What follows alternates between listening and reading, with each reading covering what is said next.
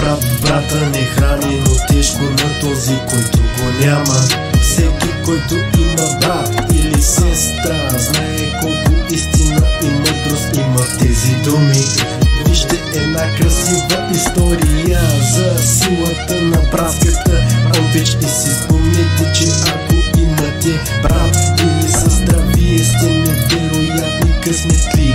Пазете тази любов и не позволявайте тя да се разреши заради имоти, семейни спорове и дребни сметки. Двама братя работили заедно в семейна ферма. В края на всеки ден двамата братя делили всичко по-равно.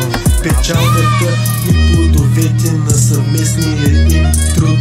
Един ден първия брат, който живеел сам, си казал: не е честно да делим всичко по-равно. Аз съм сам и нямам нужда от кой знае колко, а брат ми трябва да храни голямото си семейство. Нека за него да има повече. Затова започнал всяка вечер да взема по чувал зърно от своя дял. И като се промъквал тайно през оградата между домовете, и го хвърлял на братовия си куп.